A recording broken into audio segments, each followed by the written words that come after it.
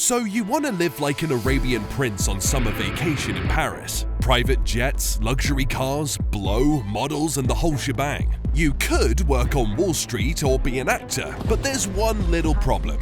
You're not ready to work too hard or get your hands dirty. All you have is a loud voice, charisma, and a designer suit. You know, most of the world is gullible, and you cannot allow that to go to waste. Human beings have a natural inclination to mimic social behavior and desire to belong. With this, you have everything you need to build the perfect pyramid scheme. This is the Mega Church Starter Pack, and the icing on the cake, it is completely tax-free. Ever heard of Jim Jones? Not this guy. This guy, James Warren Jones, the godfather of coercive persuasion in modern Christian church organization. God is love. Love is a healing remedy. He founded the People's Temple in 1955 and ended tragically on the 18th of November 1978 when he massacred most of his followers by lacing their drink with poison. Yup, 909 men, women, and children. They drank the Kool-Aid. That's where we got that term from. The People's Temple was a wonderful mosaic of the whole spectrum of humanity. It was a dream that died. How did he convince over 1,000 people to go with him into a forest in Guyana? Cult-like thinking. And that's the main ingredient if you want to master the art of brainwashing. Jim Jones, there was 3 phases of Jim Jones. Indianapolis, Redwood Valley, he was a different man. He was the man that people followed. And he got people interested in what we were trying to achieve there. From San Francisco to Guyana, he became a totally different person. Not someone you loved, someone you despised, even hate.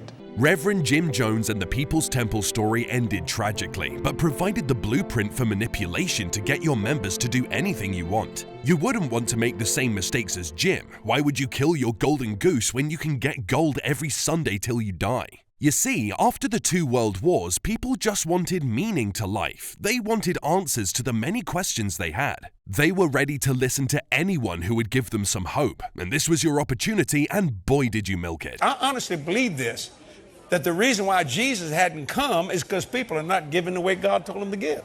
For you to succeed, you had to run your organization like any good business, with a structure, proper marketing, and sales. You offered a more modern and accessible approach to Christianity with contemporary music, multimedia presentations, and messages that focused on personal growth and fulfillment. Do people want to be rich to solve their problems? No problem, you offer them the prosperity gospel and they ate it up.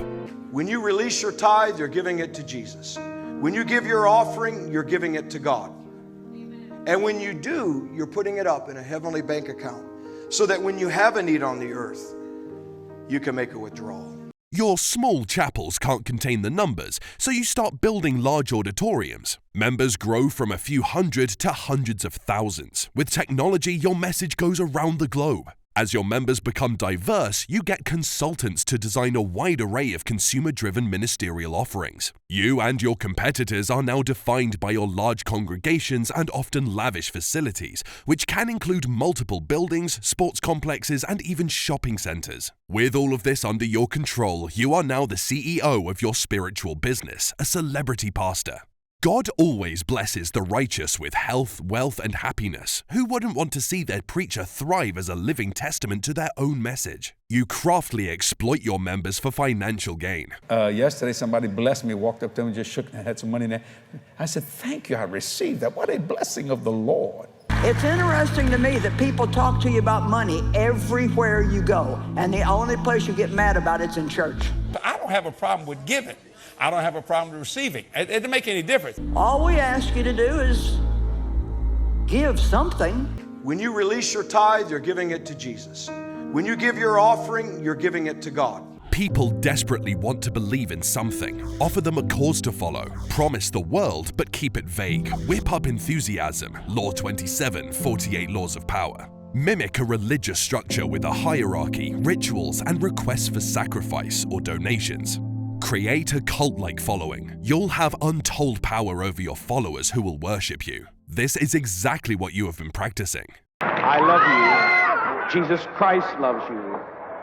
Jehovah Jireh. All the goodness of all the world's great religions, in the name and the mercy and the goodness of Jesus, wherein I stand, Your members give offerings every time you meet the congregation. They pay 10% of all their income to you, and you collect on behalf of God, so that should be enough, right? Nope, you need to come up with more ways to make more money from your flock. Interesting how members are literally likened to sheep. Tithes and offerings are great, but if you need more financial blessings, you need to sow a seed of faith. The bigger the seed, the bigger the rewards. All these multiple streams of income aren't enough to satisfy your ever-growing taste and greed. I was on television. He said, I heard you was a millionaire. I said, that's not right. That's not true. He said, yes, it is. I said, no, it's not. Multi. Now, add that to it and you'll be all right. Oh, he couldn't handle that. He like to have had a fit. And I said, you mess with me, I'll buy this station and I'll fire you. Finally, we have all the wealth, power, and influence that you've dreamed of. Maybe a little more than you've dreamed of. Your members have a godlike respect for you. You have presidents and billionaires on speed dial and all the luxury you can think of. If you want to know the real character of a man, give him money and power, and with these in no short supply, the real you comes out. Hallelujah. Amen. Amen. Amen. All your carnal passions take over, and then the scandals begin. At this point, you just can't believe your luck, so you want to know how far your members are willing to go for you. And that's exactly what Pastor Lesego Daniel of Rabboni Center Ministries in South Africa did. He asked his congregation to eat grass, and dozens of the members complied. He told them it would let them draw closer to God. Well, in hindsight, he didn't lie. Most of his members were rushed to the ER and almost died. Closer to God. You just can't make this up. All of this happened in this age of the internet and AI.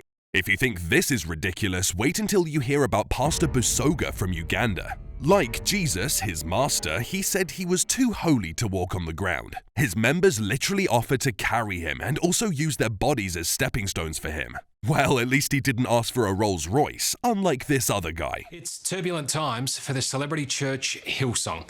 It's been revealed this weekend high-profile leader Brian Houston, who founded the hugely successful organisation, has now stepped down from its multiple boards. And founder of the Hillsong Church was accused of fraud, money laundering and tax evasion in Australia. Leaked financial documents show that the church earned 80 million Australian dollars, or 53 million US dollars more than it reported, as well as evidence of fraud and money laundering. Hillsong followers believe the money they put in the poor box goes to the poor, but these documents show that the money is actually used to do the kind of shopping that would embarrass a Kardashian.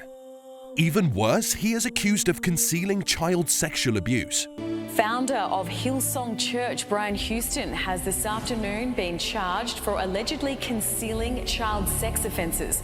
Of course, you cannot allow a silly sex abuse scandal to tarnish the image of the church or its leaders. The money supply cannot be interrupted. Peter Popoff became a millionaire from donations from the sick and vulnerable. They thought he spoke directly to God. We can talk to God.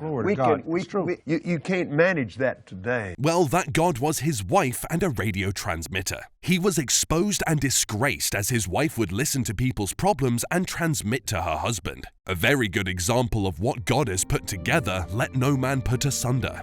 Just like any profit-driven organization, the administration of these churches are ruthless and cunning. The LDS Church was fined $5 million for financial malpractices. The church hid $32 billion and evaded taxes through shell companies. Yes, this is not a Wall Street brokerage. This is a church that teaches its members about honesty and integrity. Name a vice and I'll name a pastor indulging it. The cloak is the perfect camouflage.